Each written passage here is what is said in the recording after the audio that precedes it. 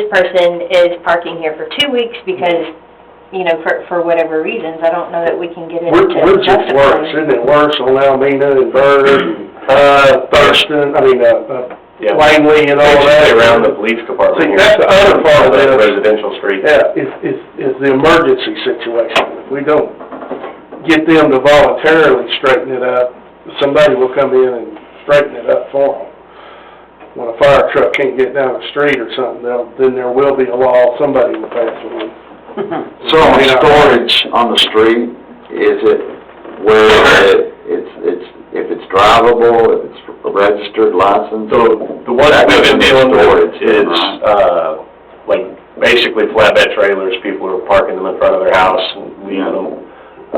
Generally, they're usually registration's out or the inspection type thing is out, so that's kind of what we've been. But otherwise, it's not really storage to have a passenger car on the street. Right, as long as it's legally parked and everything's up to date on it. That's why I say that little section needs to come out, I think. Well, let's put that on the agenda to look at. Yeah. It's an old ordinance, it's a 1965 ordinance. I think we need to take a look at a lot of our policies because we don't live in those days anymore. I'm tired of telling We used people to have that. a check mark on the citations for vagrancy. Okay. Okay. If, my suggestion, if there's anyone in the city that thinks that somebody's running a business out of the city, or out of their house, then they need to notify code and let them, investigate that, see if Come on, Derek, there's anything speak they up. can do. He knows.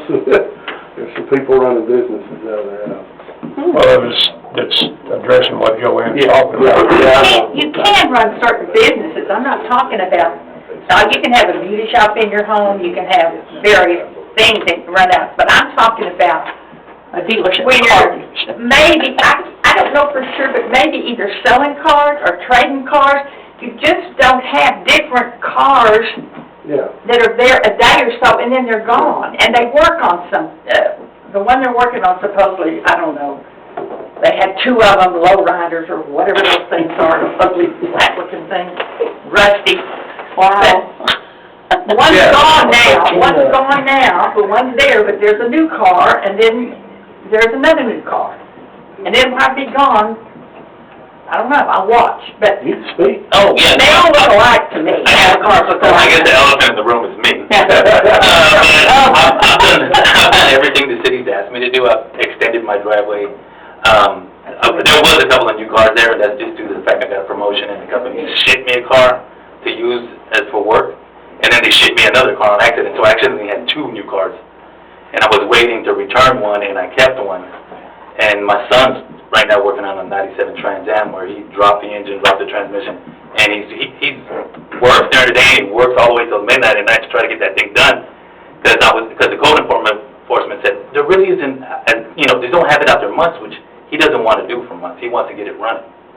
And I have 2 show cars that I use for and one of them, it's patina. They don't call it rusting anymore, but it's patina. And I use it for the parades and stuff. I mean, it's just something me and my 2 sons, we work on. But there's actually 4 people that actually drive in the household.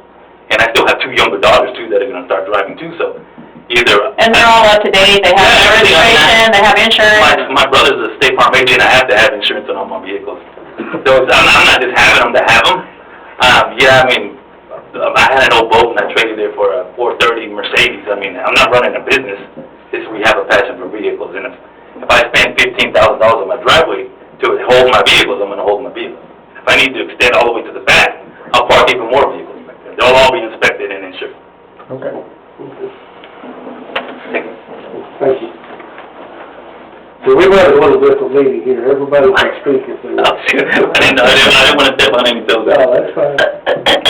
And when we finish this one, got Sergeant Meza here with the shields that we got from the state. Nice. See if you want to Yeah. have them walk in and show you. I'm sorry, Chief, what is your name? Felix Rodriguez. Felix Rodriguez? Thank you. Well, I think we're going to look at that ordinance, and then, again, if anyone that has information about someone that's possibly running a business out of their house, can take care of that. And at that point, I don't know if there's much we can do until we figure out what we're gonna do with the new ordinance, so.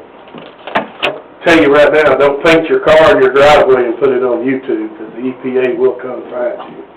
That just happened to somebody I happen to be familiar with. They stuck him with a $10,000 fine. I'll get your attention. So just be a mechanic, not a painter.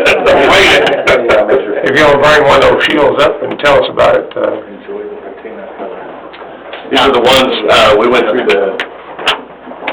the state, we got 6 of the shields, and they are, 6 shields was roughly $40,000.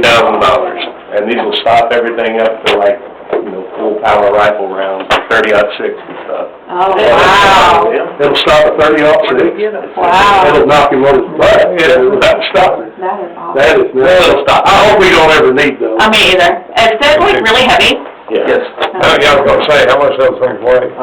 This part is 40 to 45 pounds. This one in particular is a level 3. So like you said, the most popular guns for kids to use out there that we've seen in shootings is going to be the Dracos, which is an 8K round, AR pistols, 223 or 5.56 NATO. This will stop both of those. They're coming out about 2,700 feet per second. So those rounds in particular will go through this, out the back, and hit the next person behind. So those are very hot rounds. This will stop a few of those. I actually don't know how long it'll hold up, the integrity of it, but as long as it stops the first one, then we're good. Yeah. So I actually have done a lot of training with these when I went to SWAT school. So I'm familiar with these, but they're very heavy, but they're nice, and I do appreciate that we have them, because these kind of make a difference between if you go home or not, So these can be used in the jail too. For somebody that's unruly, you can pretty much flatten them up against the wall. Instead of getting punched in the face. Yes. So you can flatten them out. I mean, we use Marvin, you want to demonstrate, I can. Yeah, why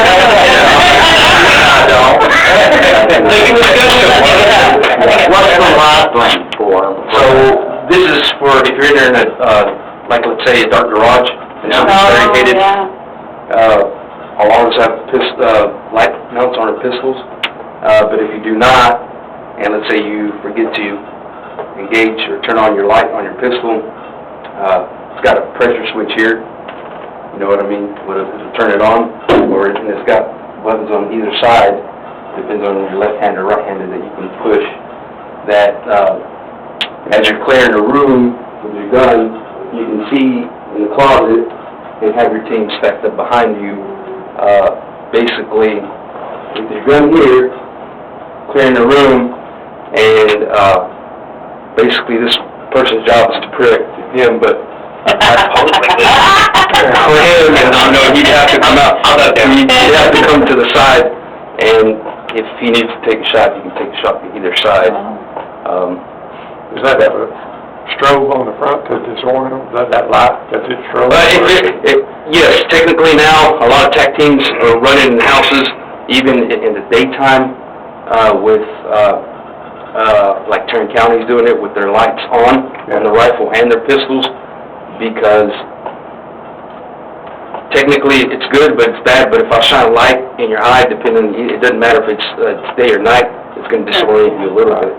But then also, a bad guy can say, all I have to do is shoot at the light, and you're probably going to hit me. So there's two ways about it. But if you get a good surprise and positive action, then you should be a second ahead, and that's all you need. That strobe usually is disorienting them enough to maybe give you time to react. And like I said, all we need is a second or two where they're in shock, and then they know what the deal is, and then we can act instead of react. So, like I said, these are very good. How many did we get? We got 6 of them. Oh, nice. 2 per shift. Yes. So I got efforts for Yes, I carry this in the back, the sergeants do, but it doesn't matter if it's needed, anybody can get it out of patrol units, yes. So this one's a lot better than the ones we've had.